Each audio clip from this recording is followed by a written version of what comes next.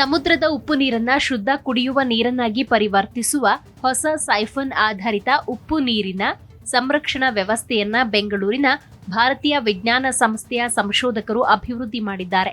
ಈ ವ್ಯವಸ್ಥೆಯಲ್ಲಿ ಉಪ್ಪು ನೀರನ್ನ ಶುದ್ಧ ಕುಡಿಯುವ ನೀರನ್ನಾಗಿ ಪರಿವರ್ತಿಸುವ ಪ್ರಕ್ರಿಯೆ ವೇಗ ಮತ್ತು ಹೆಚ್ಚು ವೆಚ್ಚ ಪರಿಣಾಮಕಾರಿಯಾಗಿದೆ ಅಂತ ತಿಳಿಸಿದ್ದಾರೆ.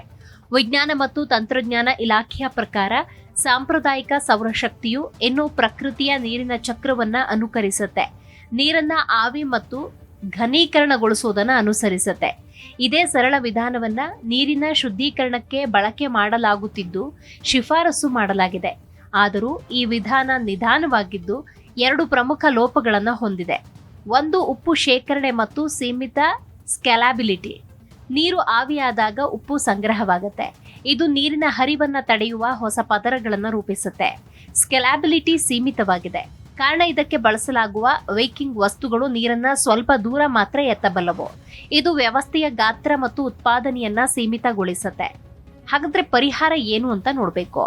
ಸೈಫನೇಜ್ ತತ್ವವನ್ನ ಬಳಸಿಕೊಂಡು 2 ಸವಾಲುಗಳನ್ನ ಪರಿಹರಿಸಲಾಗುತ್ತೆ.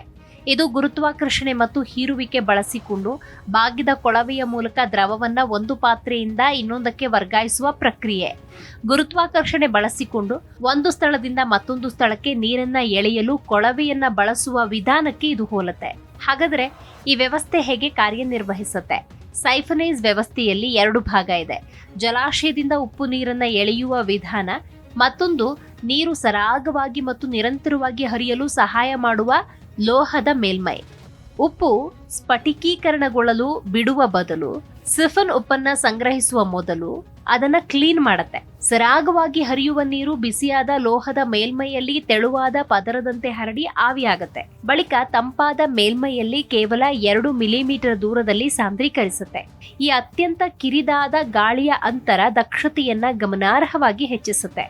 ಇದು ವ್ಯವಸ್ಥೆಯು ಸೂರ್ಯನ ಬೆಳಕಿನಲ್ಲಿ ಪ್ರತಿ ಚದರ ಮೀಟರ್ಗೆ ಗಂಟೆಗೆ 6 ಲೀಟರ್ಗಿಂತ ಹೆಚ್ಚು ಶುದ್ಧ ನೀರನ್ನ ಉತ್ಪಾದಿಸಲು ಅನುವು ಮಾಡಿಕೊಡುತ್ತೆ. ಈ ಫಲಿತಾಂಶವು ಸಾಂಪ್ರದಾಯಿಕ ಸೌರ ಸ್ಟಿಲ್ಗಳಿಗಿಂತ ಹಲವಾರು ಪಟ್ಟು ಹೆಚ್ಚಾಗಿದೆ. ಬಹು ಬಾಷ್ಪೀಕರಣ ಕಂಟೈನರ್ಸ್ ಜೋಡಿಗಳನ್ನ ಜೋಡಿಸಿದಾಗ ಸಾಧನವು ಶಾಖವನ್ನ ಪದೇ ಪದೇ ಮರು ಬಳಕೆ ಮಾಡುತ್ತೆ. ಸೂರ್ಯನ ಬೆಳಕಿನ ಪ್ರತಿಯೊಂದು ಕಿರಣದಿಂದ ಔಟ್ಪುಟ್ ಹೆಚ್ಚಿಸುತ್ತೆ. ಹಳೆಯ ಪದ್ಧತಿಗಿಂತ ಇದು ಹೇಗೆ ಉತ್ತಮ ನೋಡುವುದಾದ್ರೆ, ಸಾಂಪ್ರದಾಯಿಕ ಸೌರ ಸ್ಟಿಲ್ಗಳಿಗಿಂತ ಸೈಫನ್ ಆಧಾರಿತ ಥರ್ಮಲ್ ಡಿಸಲಿನೇಷನ್ ವ್ಯವಸ್ಥೆ ಏಕೆ ಉತ್ತಮವಾಗಿದೆ ನೋಡುವುದಾದ್ರೆ, ಈ ವ್ಯವಸ್ಥೆಯು ಕೈಗೆಟಕುವ ಬೆಲೆಯಲ್ಲಿದ್ದು ಅಲ್ಯೂಮಿನಿಯಂ ಮತ್ತು ಬಟ್ಟೆಯಂತಹ ಸರಳ ವಸ್ತುಗಳಿಂದ ತಯಾರಿಸಬಹುದು. ತಾಪನ ಪ್ರಕ್ರಿಯೆಯನ್ನ ಸೌರಶಕ್ತಿ ಅಥವಾ ಉಳಿದ ಶಾಖವನ್ನ ಬಳಸಿ ಮಾಡಬಹುದು.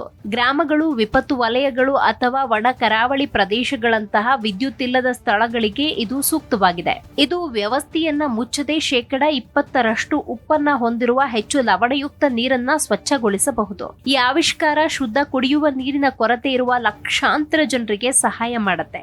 ಸಣ್ಣ ಹಳ್ಳಿಯಲ್ಲಾಗಲಿ ಅಥವಾ ದ್ವೀಪ ರಾಷ್ಟ್ರದಲ್ಲಾಗಲಿ ಈ ವ್ಯವಸ್ಥೆಯು ಸಮುದ್ರದ ನೀರನ್ನ ಶುದ್ಧ ನೀರಿನ ವಿಶ್ವಾಸಾರ್ಹ ಮೂಲವನ್ನಾಗಿ ಮಾಡುತ್ತೆ. IISc ಸಂಶೋಧಕರು ಈ ವ್ಯವಸ್ಥೆಯು ಉಪ್ಪಿನ ಶೇಖರಣೆಗೆ ನಿರೋಧಕವಾಗಿದೆ ಮತ್ತು ಸ್ಥಾಪಿಸಲು ಬಳಸಲು ಸರಳವಾಗಿದೆ ಅಂತ ತೋರಿಸಿಕೊಟ್ಟಿದ್ದಾರೆ. ಈ ಹಿಂದೆ ಕೂಡ ಉಪ್ಪು ನೀರನ್ನ ಶುದ್ಧ ನೀರಾಗಿ ಪರಿವರ್ತಿಸುವ ಪ್ರಕ್ರಿಯೆಗಳು ನಡೆದಿತ್ತು. ಅದನ್ನ ನಾವು ನೋಡ್ತಾ ಹೋಗೋದಾದ್ರೆ, ಆಸ್ಟ್ರೇಲಿಯಾದ ರೇಯನ್ಸ್ ರೈನ್ಮ್ಯಾನ್ ಕಂಪನಿಯು ಇದೇ ರೀತಿಯ ಉಪಕರಣವನ್ನ ಅಭಿವೃದ್ಧಿಪಡಿಸಿತ್ತು. ಇದನ್ನ ಮೊದಲ ಬಾರಿಗೆ ಮಂಗಳೂರಿನ ಬೋಟ್ ಒಂದಕ್ಕೆ ಅಳವಡಿಕೆ ಮಾಡಲಾಗಿತ್ತು. ಈ ಉಪಕರಣದಲ್ಲಿ 2 ಪೈಪ್ಗಳಿತ್ತು. ಒಂದು ಪೈಪ್ ಸಮುದ್ರದ ಉಪ್ಪು ನೀರನ್ನ ಹೀರಿಕೊಳ್ಳುತ್ತೆ. ಈ ಉಪ್ಪು ನೀರು ಉಪಕರಣದೊಳಗೆ ಶುದ್ಧವಾಗುತ್ತೆ. ಬಳಿಕ ಮತ್ತೊಂದು ಪೈಪ್ ಮೂಲಕ ಶುದ್ಧ ನೀರು ಬರುವಂತದ್ದು. ಒಂದು ಬೋಟ್ ಆಳ ಸಮುದ್ರ ಮೀನುಗಾರಿಕೆ ನಡೆಸಲು ಹೋಗುವ ಸಂದರ್ಭದಲ್ಲಿ ಸುಮಾರು 6,000 ಲೀಟರ್ ನೀರನ್ನ ತಮ್ಮೊಂದಿಗೆ ಕೊಂಡೊಯ್ಯಬೇಕಾಗತ್ತೆ. ಇದರ ಹೊರೆಯು ಬೋಟ್ಗೆ ಇರುತ್ತೆ. ಅಲ್ಲದೆ ನೀರು ಶೇಖರಣೆ ಮಾಡಲು ಬೇಕಾದ ಅಷ್ಟೂ ಜಾಗವು ಬೋಟ್ನಲ್ಲಿ ದೊರೆಯುತ್ತೆ. ಈ ಉಪಕರಣದಿಂದಾಗಿ ದಿನಕ್ಕೆ 2,000 ಲೀಟರ್ ಶುದ್ಧ ನೀರು ಉತ್ಪಾದಿಸಲು ಸಾಧ್ಯ ಅಂತ ಹೇಳಲಾಗ್ತಾ ಇತ್ತು.